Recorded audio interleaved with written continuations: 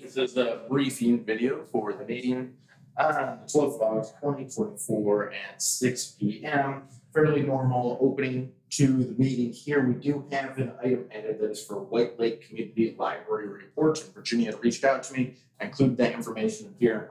I also included their audits, which they recently had completed in the reference packet as well, both available online as of last night. We may have visiting official or candidate updates. It is that time of the season where people are running and things will be heating up towards November. After our first public comment, our first decision item is zoning change on Whitehall Road.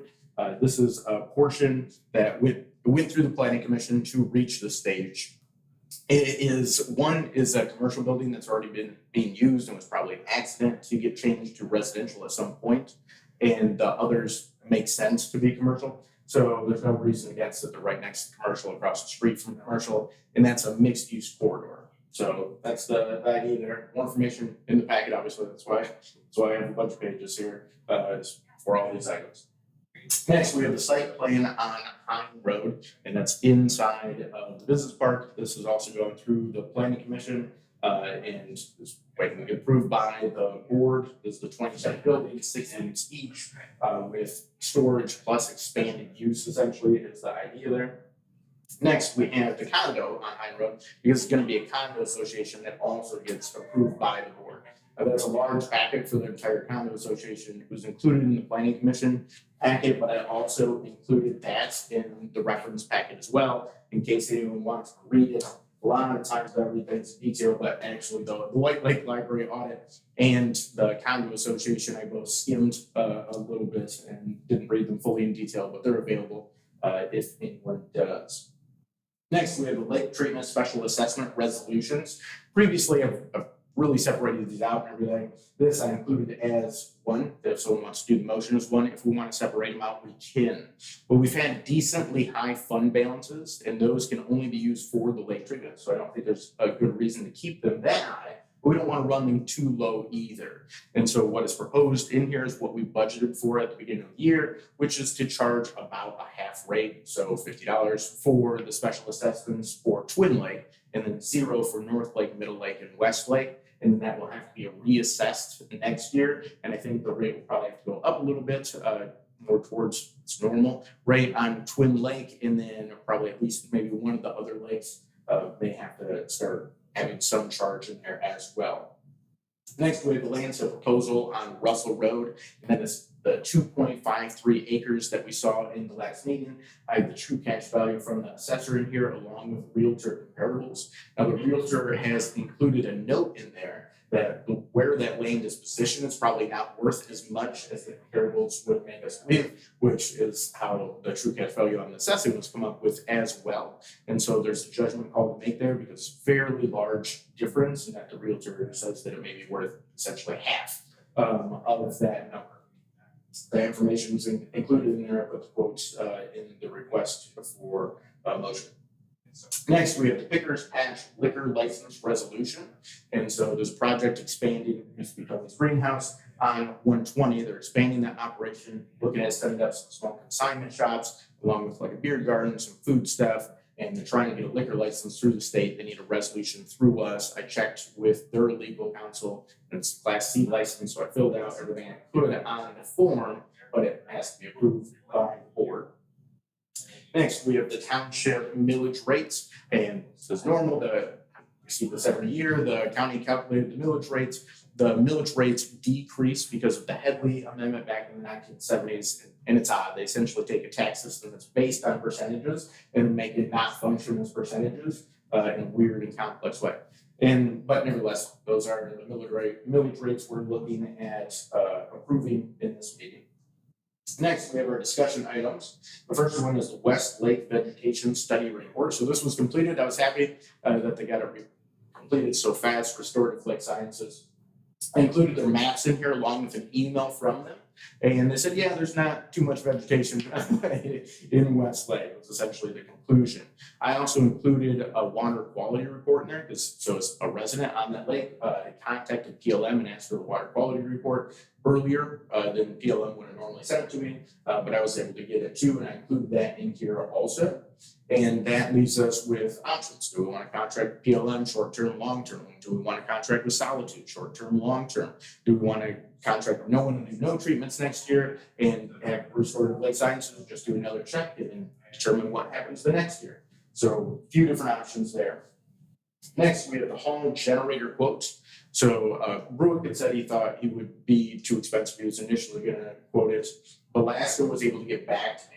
I talked to him about this building along with the maintenance building. If you're having some sort of storm, especially in winter, we need the guys to be able to get out and plow and that type of stuff. And we need to be able to hold hearings and do elections or taxes or whatever may be happening in the township as well. He said, especially with both buildings are metered separately already. And so he said you just place a generator near the meter on each of them. And now I have another company, Fluid, who's working with Corthes on this, and they think you might be able to place just one single larger generator and then run a line to the maintenance building, but they need to look at that further to determine if that's possible. I may have more information on their stuff by the Monday meeting. We'll see. It'll be close, but at least we have something to discuss here. And I think both of those came in from Alaska at $23,000, so it's $46,000, probably plus some added fees from consumers and stuff like that. And then there's always the question of, are we trying to move on it this year and make a budget adjustment and get it in before winter, or are we more interested in budgeting for next year? Next, we have financial pressures, and I have two things on here. One is Beagle Playground, which I think is fine, kind of the way we have it set up. Justin said instead of upgrading the tractor, that money should be moved into Beagle. So we're already in that situation, which is a decent situation. I know that Randy is the head of Parks and Rec and the chair, and Justin, our head of maintenance, they've been looking at equipment, and I warned them that stuff is going to add up so fast. But hopefully we're able to get a proposal through yet this year, the Parks and Rec board, and come to the board and get approved. And I think it'll be tight, but probably move on something yet this year and start getting that equipment ripped out of there and then new stuff put in. But because it adds up so fast, I think that project will probably be partially completed this year for time and budget reasons, actually. And then budget more next year and complete it next year, I think would be a reasonable way to go. So just that's where I think it is. Next, we have the idea of shared roads on these financial pressures as well. So I have been recently contacted by the townships to the east and west, Fruitland and Cedar Creek, about the shared roads, the border roads, potentially being done yet this year. I think that's probably somewhat unrealistic. The roads I'm getting complaints on and things, I'm talking right now, I'm talking with the road commission about those potentially being projects next year. I won't be here, but the road commission can start planning for those because the township will have a contract for what's going to be done next year on those types of things. So trying to rush stuff yet this year seems a little odd, but nevertheless, want to look at it. I told both townships a few years ago that I'll try to be open to discussion and plans and anything on the border roads, because if either of the townships or the county gets out of that project, then it stops the project completely. Now, Cedar Creek had one meeting and I went to on the road, Dalton north of M120, and they had a quote. I haven't seen the quote still, but it was verbally relayed to me. It was $300,000 to pave up to Duff Road, which doesn't even hit the subdivision on the east side of the road. It doesn't make it far enough that goes off into the woods on the Cedar Creek side there. And so, it's the township wanting to make a budget adjustment maybe yet this year for $100,000 more towards roads. We budgeted last year and made a contract and everything for projects this year and got over $800,000 worth of work done on local roads. So where do we want to look at budgeting for that for next year? I had suggested doing a gravel upgrade because we do special assessments for paving, and the people, the residents at the meeting thought that should be no issue, and I warned them that it will be, like all of the other special assessment projects, and takes quite a long time. If the paperwork goes decent, a lot of times 10 months to do the paperwork alone. And so I had some of that discussion, want to have it with the board. Obviously, I had the explanation in here and probably even a little bit more as well. Next, we have financial errors. And so the issues we had with the audit, not getting the audit done on time last year, we have again this year, but they're more extensive. And so last year I'd written a newspaper article on it and brought it to the board, and some of the other things about meeting minutes not getting done on time, I was blocked from the general ledger account, that type of stuff. And so I included those documents in here too, because we have three goals, essentially. We have to have three goals. One is to get through this year's audit, which we're way behind on, and we're not going to get done by September 30th, right? That's a major issue. And some people thought I did too much, or I was too aggressive with bringing these issues to the board and writing a newspaper article last year. But realistically, looking back at this point, I didn't do enough. And so we need to take care of it now. So Christy got a quote last year from Manor, something, their last name starts with a C, a CPA firm for helping sort out the audit. They work with municipalities quite a lot. They actually audited our audit firm before.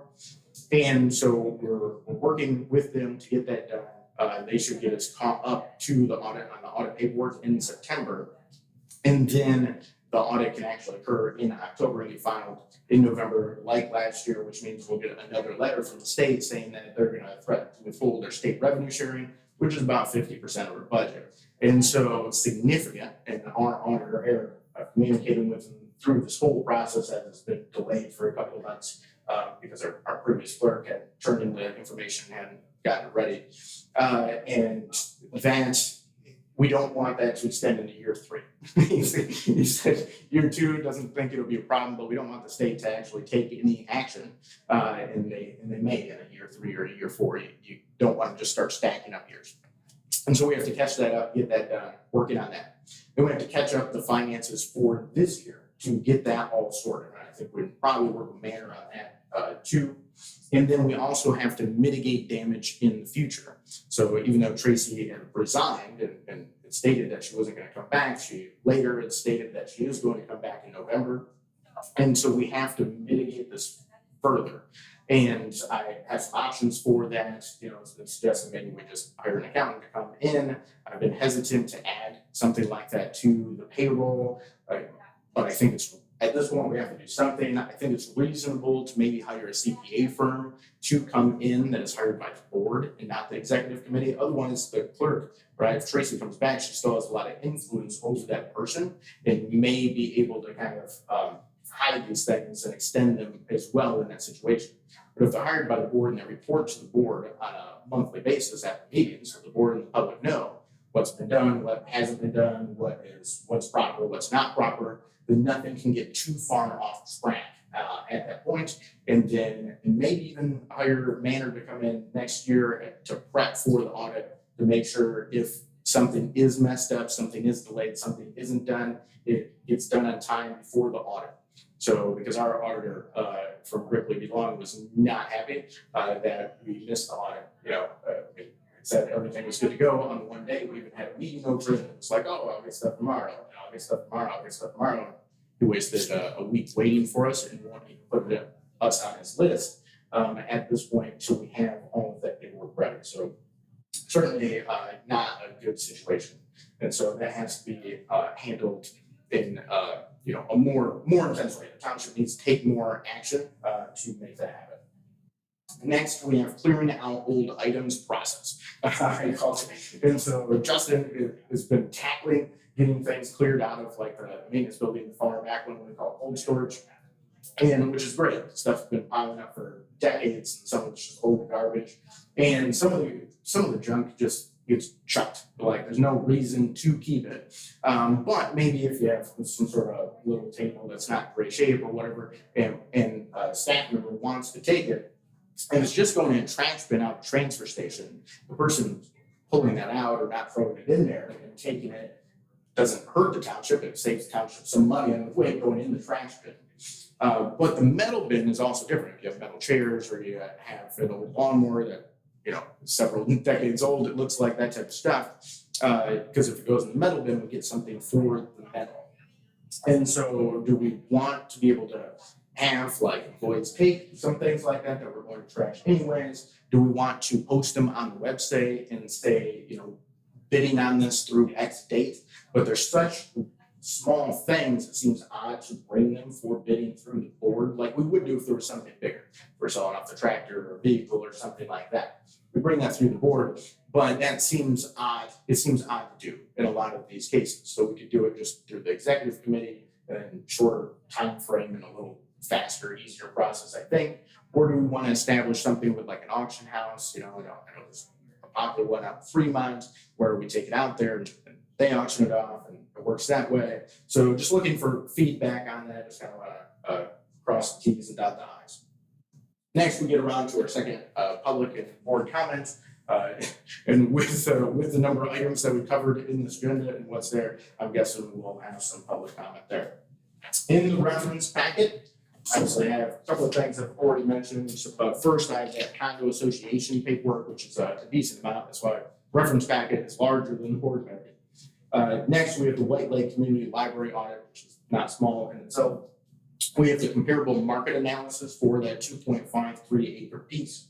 We have a Michigan Public Policy Survey that's done by the University of Michigan. I get them every now and then. I like to include them just so other people are getting information. I'm sure you can sign up online if you want as well. This one specifically is over renewable energy opinions by people in positions in local municipalities. Next, I included a poem, Roll the Dice by Charles Bukowski, about going for stuff, basically, and On Pain by Khalil Gibran.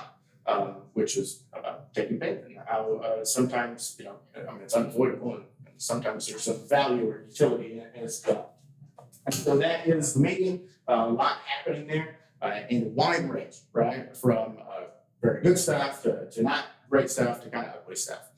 And so feel free to reach out if you need more information. There's a lot in there, so you should probably be good. Or if you want to offer your opinion or whatever it may be. My direct line at the office is area code 231-332-6700 or email supervisor@daltontownship.org. Otherwise, this is Jeff Martin signing off until next time.